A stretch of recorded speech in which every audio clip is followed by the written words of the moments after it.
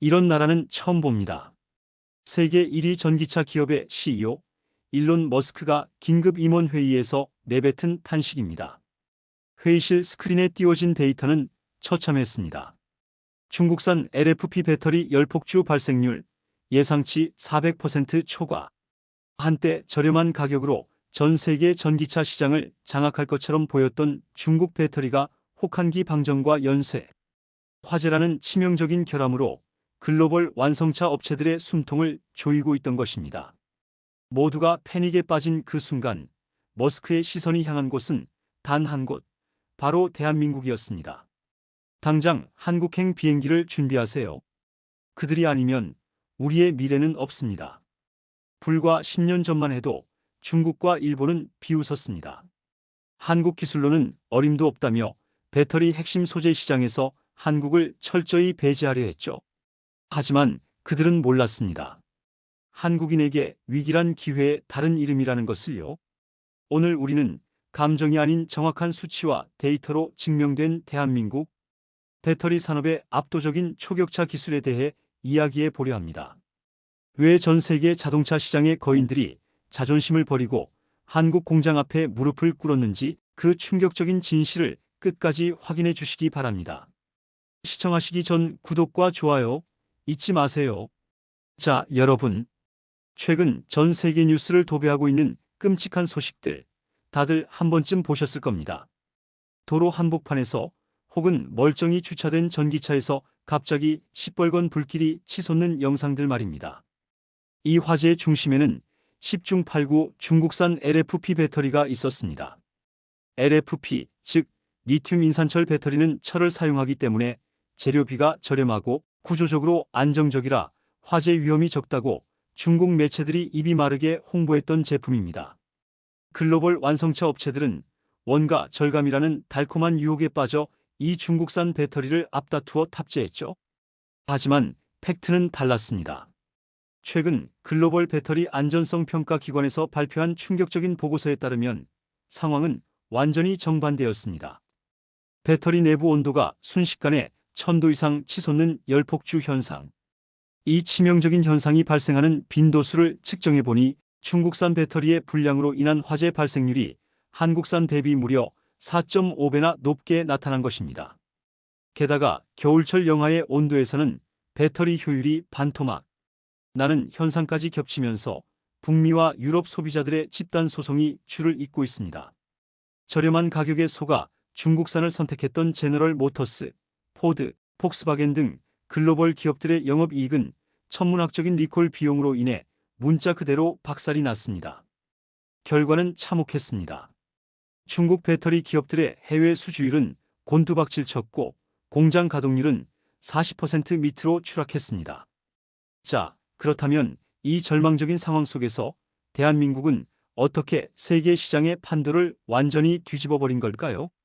여기서 우리는 막연한 자부심이 아닌 소름 돋을 정도로 정교한 한국의 기술 데이터를 들여다봐야 합니다. 한국이 주력으로 삼는 NCM, 즉 삼원계 배터리는 에너지 밀도가 압도적으로 높아서 한 번 충전으로 훨씬 더 멀리 갈 수 있습니다.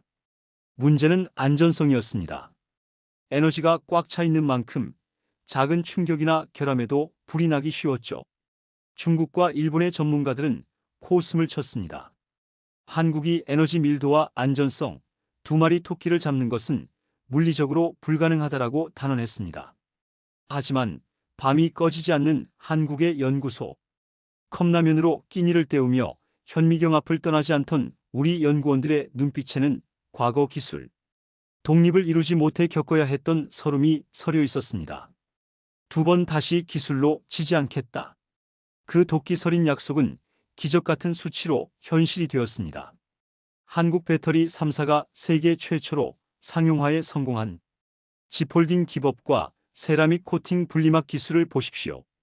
양극과 음극이 만나는 것을 막아주는 분리막을 지그재그로 완벽하게 접어 스트레스를 최소화하고 그 얇은 막 위에 나노미터 단위의 세라믹 입자를 균일하게 코팅하는 미친 기술력입니다.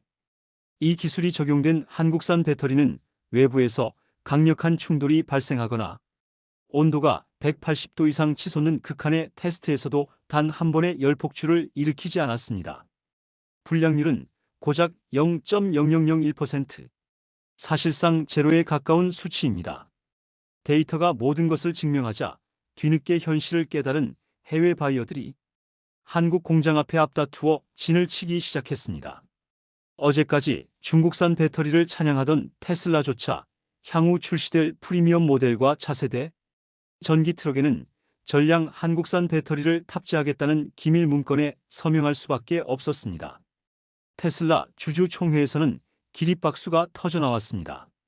드디어 불타지 않는 진정한 성능의 차를 만들 수 있게 되었다라며 환호했죠. 한국 기업들은 밀려드는 주문에 담담하게 대응했습니다.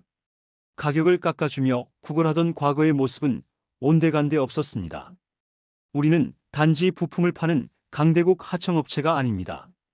강대국의 글로벌 기업들이 우리 기술 없이는 신제품조차 출시할 수 없는 철저하게 대체 불가능한 나라가 된 것입니다. 그런데 여러분, 한국 배터리의 진짜 무서운 점은 여기서 끝이 아닙니다. 안전성을 완벽하게 확보한 한국은 이제 배터리의 수명과 성능이라는 또 다른 차원의 벽을 박살내고 있습니다. 배터리의 용량과 출력을 결정하는 핵심 소재, 바로 양극재입니다. 지금까지 전 세계 배터리 기업들은 여러 광물 입자가 뭉쳐진 다결정 양극재를 사용해 왔습니다. 쉽게 말해 작은 돌멩이들을 뭉쳐서 하나의 큰 덩어리를 만든 구조라고 생각하시면 됩니다. 문제는 배터리를 충전하고 방전하는 과정에서 이 뭉쳐진 돌멩이들 사이에 미세한 틈이 벌어지고 균열이 생긴다는 점입니다. 충전과 방전을 반복할수록 균열은 커지고 그 사이로 가스가 발생해 배터리가 부풀어 오르는 이른바 스웰링 현상이 발생합니다. 스마트폰 오래 쓰면 배터리가 뚱뚱해지는 현상 다들 겪어보셨죠? 전기차 배터리에서 이 현상은 치명적인 수명 단축과 화재 위험으로 직결됩니다. 전 세계 기술진이 이 문제를 해결하기 위해 머리를 싸맸지만 뾰족한 수가 없었습니다. 중국 기업들은 어차피 몇 년 타다 버릴 차 가격이나 낮추자며 이 문제를 외면했습니다.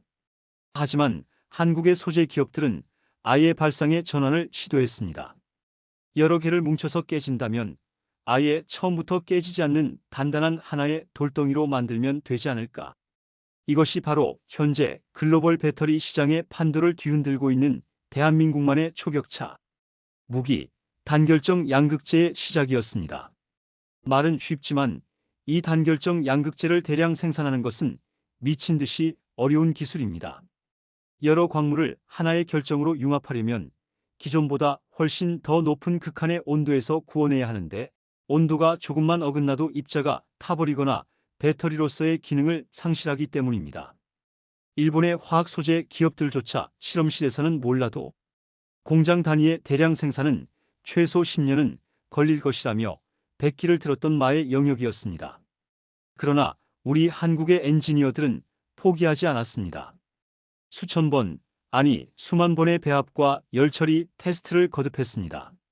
가마의 온도를 1도 단위로 쪼개어 제어하는 미친 집념 끝에 결국 세계 최초로 하이니켈 단결정 양극재 양산에 성공해 버리고 맙니다. 이 단결정 양극재가 들어간 한국산 배터리의 성능 테스트 결과가 발표되던 날 전 세계 자동차 업계는 말 그대로 충격에 빠졌습니다. 배터리 수명이 기존 대비 무려 30% 이상 획기적으로 늘어났고 가스 발생량은 70%나 감소했습니다. 수치로 환산하면 한 번 사서 100만 킬로미터를 달려도 배터리 성능이 90% 이상 유지된다는 그야말로 좀비 배터리가 탄생한 것입니다. 자동차보다 배터리 수명이 더 길어지는 기적. 일론 머스크가 그토록 꿈꾸던 100만 마일 배터리를 중국이 아닌 한국이 먼저 완성해 그들의 입에 떠먹여준 셈입니다. 팩트가 이렇다 보니 글로벌 완성차 업체들의 태도는 180도 돌변했습니다.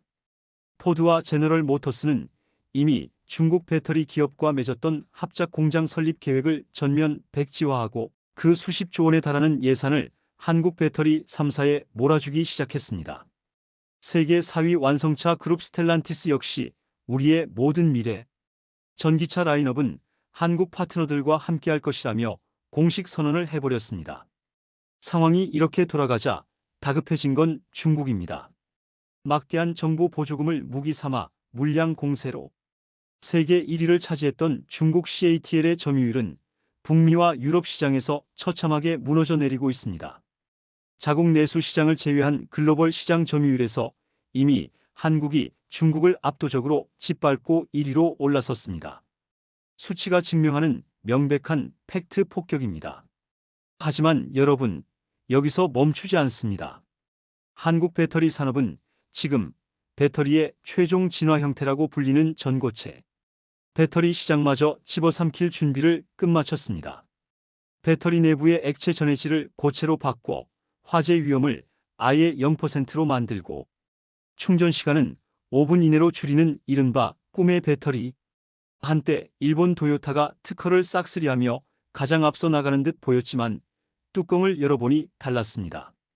일본이 상용화 시기를 계속 뒤로 미루며 주춤하는 사이 한국 배터리 3사는 이미 파일럿 생산 라인을 구축하고 완성차 업체들에게 샘플을 보내 테스트를 진행하고 있습니다. 2027년 한국이 세계 최초로 전고체 배터리 대량 양산의 버튼을 누르는 순간 게임은 완전히 끝납니다. 중국의 저가형 LFP 배터리는 역사의 뒤안길로 사라질 것이며 전기차 시장의 주도권은 완벽하게 대한민국이 쥐게 될 것입니다. 불과 반세기 전 자동차 엔진 하나 제 손으로 만들지 못해 일본과 미국의 부품을 조립하던 작은 나라. 부품을 구하지 못해 눈물 삼키던 그 서러운 역사를 딛고 일어선 대한민국은 이제 미래 모빌리티 산업의 심장을 만들어 전 세계에 공급하고 있습니다.